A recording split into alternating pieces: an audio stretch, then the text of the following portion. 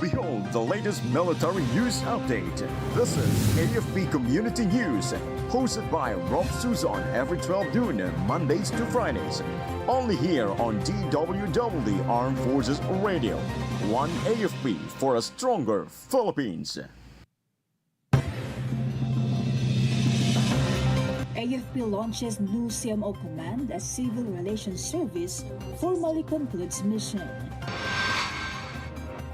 AFP executes coastal defense drill in Ilocos Norte under Ajax Dagitpa 2025. President Marcos visits Uwan hit Catanduanes. PNP to observe maximum tolerance in November 16 to 18 rallies.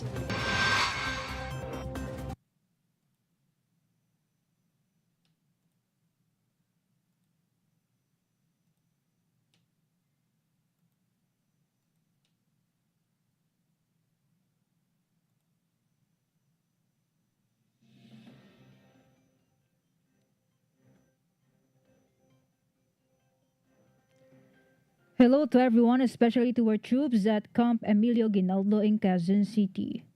Today is Friday, November 14, and this is AFP Community News, your source for the updates on the armed forces and other developments across the country. I am Rofh Suzon-Abay here to bring you today's stories. DWDD Armed Forces News. The Armed Forces of the Philippines officially activated the Civil Military Operations Command, marking the conclusion of the long-serving Civil Relations Service in a ceremony at Camp Aguinaldo, Quezon City yesterday. Led by AFP Chief of Staff General Romeo Browner Jr., Lieutenant General Arvin Lagamon formally assumed his post as the first commander of the newly established command. The AFP created the said new functional command to address the emerging warfare such as information and cognitive warfare. Moreover, the ceremony highlighted CRS' decades-long role in linking soldiers to communities through communication, compassion, and public engagement. Relatedly, Lieutenant General Lagamon emphasized that CMOC will carry forward the CRS legacy with renewed capability and purpose. DWDD Armed Forces News.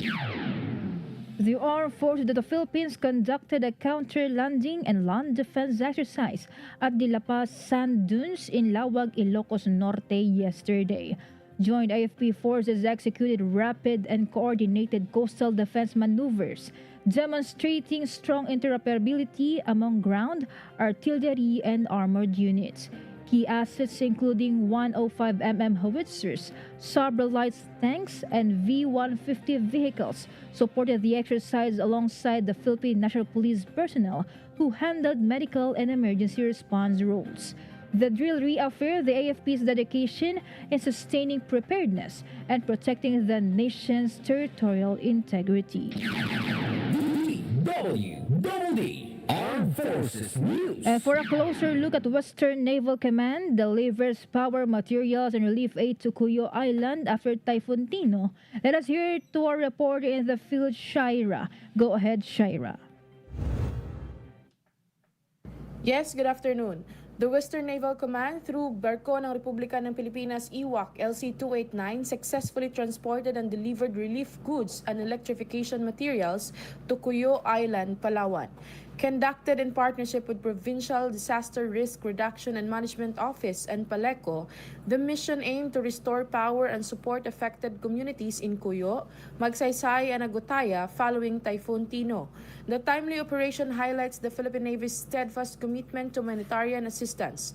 It also demonstrates the Navy's resolve to reach and support even the most remote communities in times of need. This is Shai Rivera reporting for AFP Community News, one AFP for a stronger Philippines. Thank you so much, Shaira. DWDD Armed Forces News. The Philippine Air Force and the United States Marine Corps conducted a joint foreign disaster relief mission yesterday, airlifting essential goods to Virac, Catanduanes. Together, Philippine Air Force personnel and U.S. Marines loaded 198 boxes of Department of Social Welfare and Development family food packs onto a USMC MV-22 Osprey for transport to communities devastated by Super Typhoon Uwan. Upon arrival, ground personnel from the PAF, Philippine Army and Philippine Coast Guard assisted in unloading and preparing the goods of distribution. The mission highlights the strong Philippines and U.S. defense partnership and their shared commitment in delivering timely humanitarian assistance. DWDD Armed Forces News. The Philippine Air Force is finalizing its investigation into the Super Huey helicopter crash in Agusan del Sur that claimed the lives of 6 airmen.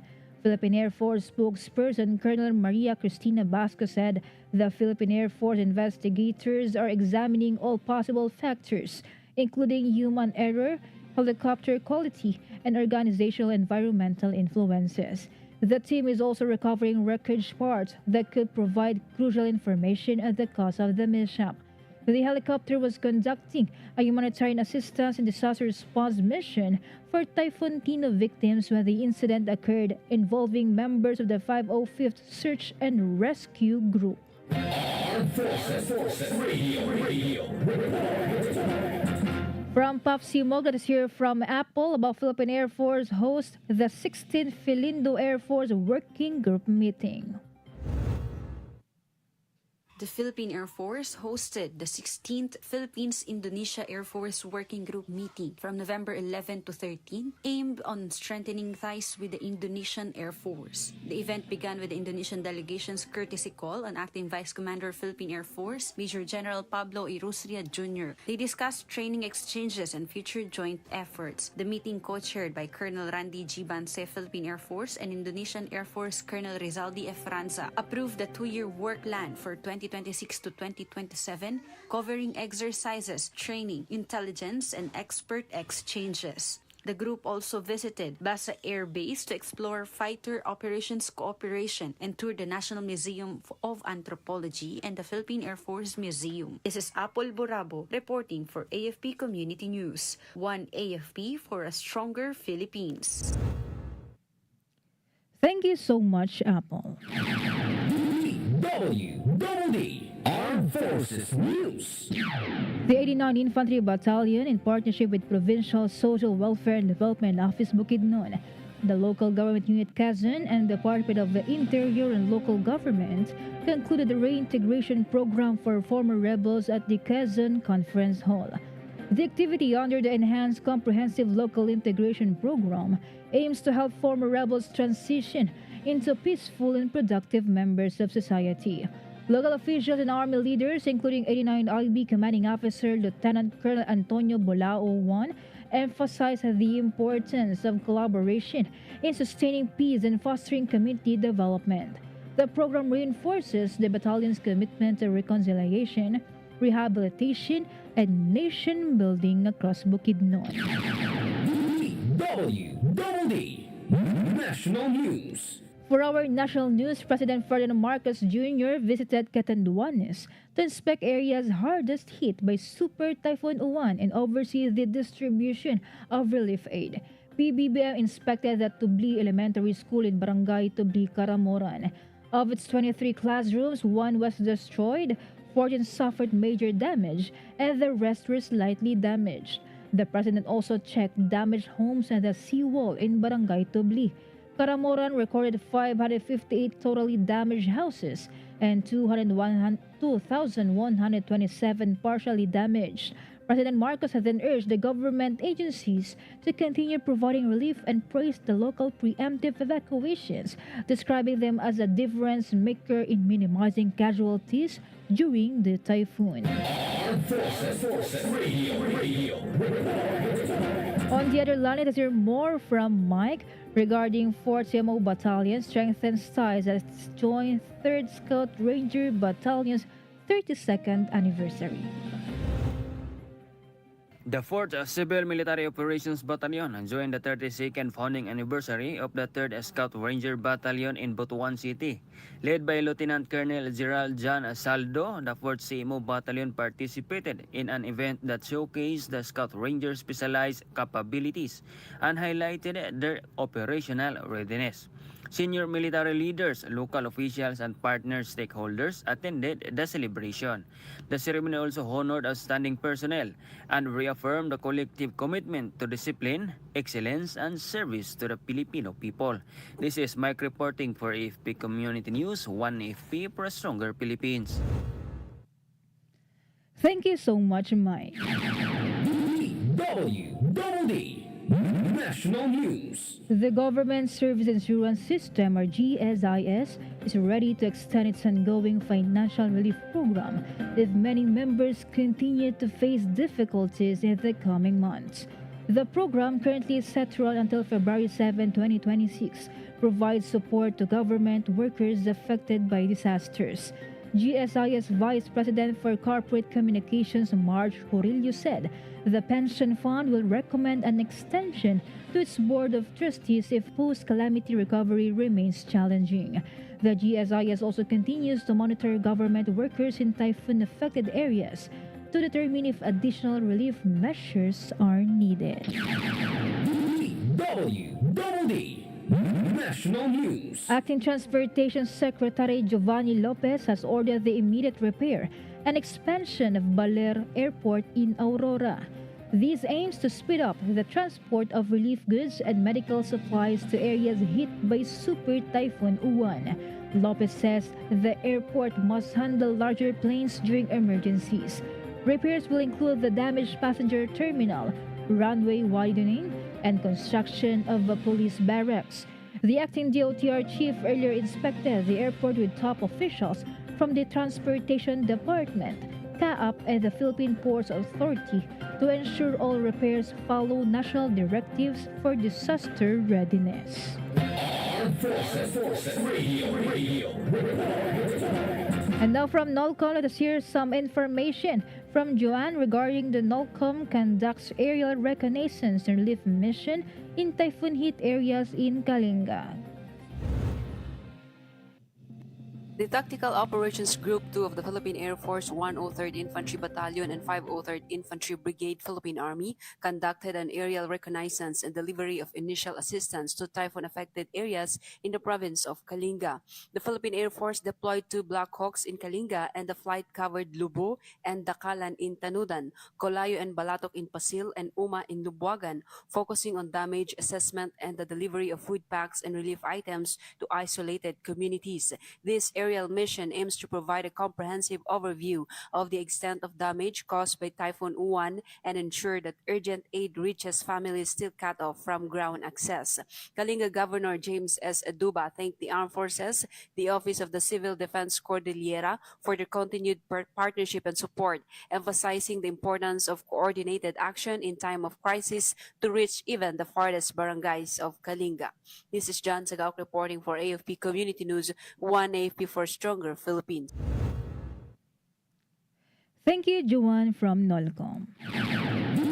DWDD Armed Forces News. And now for our announcement, it's good news for our AFP pensioners whose pension accounts are with Land Bank of the Philippines. We would like to inform you that you can withdraw your pension for the month of October today. For AFP pensioners whose pension accounts are with Development Bank of the Philippines and Philippine Veterans Bank, you can withdraw your pension on November 17, Monday. And also the pensioners whose accounts are tagged as on hold may contact the AFP PGMC office or call their hotline at 0966 311 5003.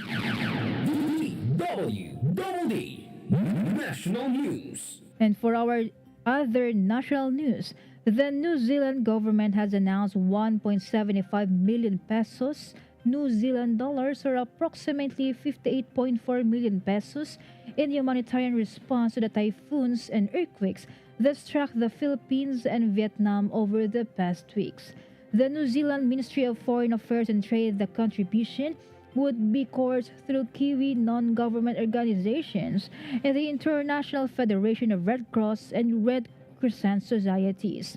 Over the weekend, Super Typhoon Uwan pounded most of Luzon and parts of the Visayas, displacing thousands. Before the deadly storm, Typhoon Tinu had pummeled Cebu and several portions of the Visayas and Mindanao. DWDD National News. Senator Jinggoy Estrada has filed a bill to expand and strengthen the Pantawid Pamilyang Pilipino Program, or 4Ps. Under Senate Bill 1487, he seeks to raise cash grants by 200 pesos to 250 pesos and make the program more responsive to rising prices and changing needs. The measure also proposes longer coverage for poor families, higher age limits for child beneficiaries, and priority for households with undernourished children. Estrada said the goal is to ensure the 4Ps continues to empower, not just assist, the country's most vulnerable sectors. Armed Forces Radio. And from Gina, updates about 116 former rebels apply for amnesty in Matuguinao Summer Orientation Program. Yes, Rofh, the local amnesty board of Catbalogan, in partnership with the 43rd Infantry Battalion and the local government unit of Matuguinao, conducted a two-day orientation and intake session for 116 former rebels in Barangay Mabuligon, Samar. Government representatives discussed ongoing development projects and guided applicants through the complete amnesty process. It resulted in the submission of 82 applications on day 1 and 34 on day 2, the longest intake session recorded by the board. All participants took their oath before Public Attorney's Office lawyers who ensured they fully understood their pledge of allegiance. This is Gina reporting for AFP Community News, 1 AFP for Stronger Philippines. Thank you so much, Gina. DWDD National News. The Independent Commission for Infrastructure said contractors Curly and Sara Discaya secured the majority of the 150 flood control projects in Ilocos Norte. ICI Special Advisor Rodolfo Azurin Jr. reported that these projects amount to a total of 9 billion pesos. Among the projects awarded to the Discayas are flood control works along the Bongo River and Sinigpit Creek in the town of Nueva Era. These sites were part of the ICI's inspection as the group continued gathering evidence on what it calls a widespread flood control mess. Azurin says the ICI team is reviewing all projects linked to the Discayas and 15 other contractors earlier named by the President.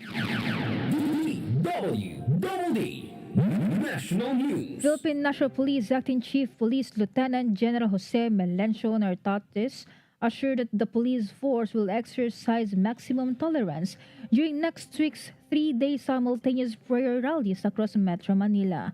He ordered NCRPO personnel to maintain discipline and professionalism throughout the deployments. A total of 16,433 police officers and support units will secure key areas including Rizal Park for the Iglesia ni Cristos Rally for Transparency and a Better Democracy and the EDSA People Power Monument for the United People's Initiative gathering from November 16 to 18. Police will also guard areas where lightning rallies may occur. Around 1,400 officers will be stationed at Ayala Bridge and 1,100 at Recto Avenue, sites of violent incidents during the September 21 anti-corruption protests. Armed Forces Radio. Some information from Jai about First ID completes Mindanao-based marksman training for 164 soldiers. Rofh, the 1st Infantry Division successfully concluded the Mindanao-based squad-designated marksman training at Kota Major Cesar L. Sangan, Zamboanga del Sur. With 164 soldiers completed the intensive course, the program enhanced precision shooting and tactical marksmanship for small unit operations. PFC Brian Istanoco of the 4th Division Reconnaissance Company earned the Top Gun Award after posting an outstanding score of 293.11. In his message, 1st ID Commander Major General Diego Rey Barquillo Jr. lauded the graduates and emphasized the enhanced skills of designated marksmen strengthen the Army's capability to protect communities and secure lasting peace in Mindanao. This is Jai reporting for AFP Community News, 1 AFP for a stronger Philippines. Thank you, Jai. DWDD National News. The Department of Social Welfare and Development has launched the Agapay Donations Portal, a secure and transparent platform for sending aid to families affected by disasters. DSW Secretary Rex Gatchalian said the portal ensures donations go directly to verified local government units or accredited non-government organizations, not to DSW accounts to prevent scams. He added the system allows donors to give safely and even stay anonymous if they choose. Cash donations can be made through GCash, PayMaya, and Landbank. DWDD National News. The Senate paid tribute to former Senate President and Chief Presidential Legal Counsel Juan Ponce Enrile, who passed away yesterday. Senate President Vicente Soto III led the chamber in honoring Enrile, calling him one of the Senate's most enduring and influential pillars. Soto described Enrile as a man who dedicated his entire life to public service, known for his sharp intellect and compassion for the Senate community. Senator Jingoy Estrada also expressed deep sorrow over Enrile's passing, calling him a towering figure in public service and a brilliant legal mind. Armed Forces Radio. Let us hear more from Meljoy of First Year G about Palanan BCMT graduates bolster Northeastern Defense. Yes, Rofh, the Basic Citizen Military Training Class 12-25, composed of 120 civilian volunteers, officially culminated their rigorous 45-day training at the Kabisagan West, Palanan, Isabela.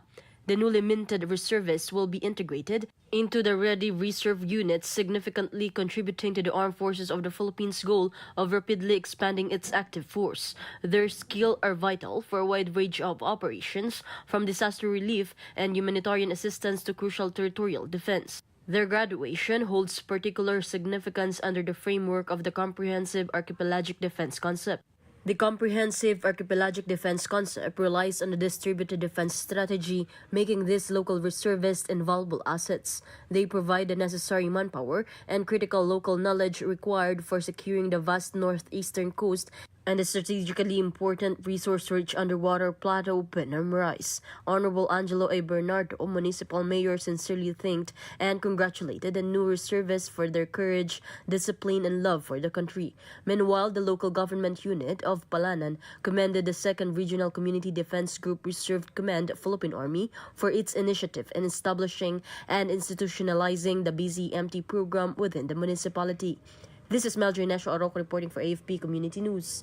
One AFP for stronger Philippines. Thank you, Meljoy of First CRG. Armed Forces Radio. More updates from Marian about Philippine Air Force hosts 16 Filindo Air Force are meeting to strengthen bilateral cooperation. The 6th Air Reserve Center and 61st Air Force Group Reserve actively participated in a bloodletting activity led by Tactical Operations Wing Western Mindanao at Edwin Andrews Air Base, Zamboanga City yesterday. Conducted in celebration of Taoist Min's 15th anniversary, the event aimed to promote volunteerism and humanitarian service among Air Force personnel and reservists. Participants contributed to the local blood supply to support medical needs and aid patients in the community. The activity emphasized the AFP's dedication to public service, nation building, and sustaining peace and development in Western Mindanao. This is Marian reporting for AFP Community News, One AFP for a stronger Philippines. Thank you, Marian, for your report about Philippine Air Force reservists join bloodletting drive in Zamboanga City. DWDD National News. And for our weather update, the ITCZ continues to affect Palawan, Visayas, and Mindanao, bringing cloudy skies with scattered rains and thunderstorms. Pag-asa warns that moderate to heavy rains may trigger flash floods or landslides in some parts of the country. Batanes and the Babuyan Islands will have partly cloudy to cloudy skies with isolated light rains from the northeast monsoon. Meanwhile, Metro Manila and the rest of Luzon may see isolated showers or thunderstorms with possible flash floods in severe storms.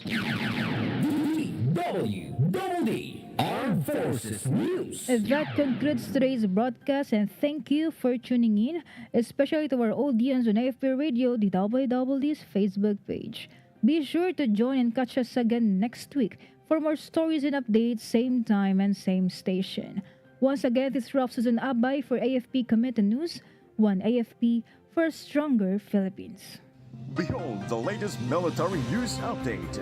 This is AFP Community News, hosted by Rofh Suzon every 12 noon, Mondays to Fridays. Only here on DWDD Armed Forces Radio. One AFP for a stronger Philippines. Ito ang DWDD 1134 kHz AM. Balita, impormasyon at musika. Ito ang DWDD AFP Radio. Boses ng Kawal Pilipino. Kayo ay nakatutok sa DWDD AFP Radio. Kami po ay kasapi ng KBP, Kapisanan ng mga Broadcaster ng Pilipinas.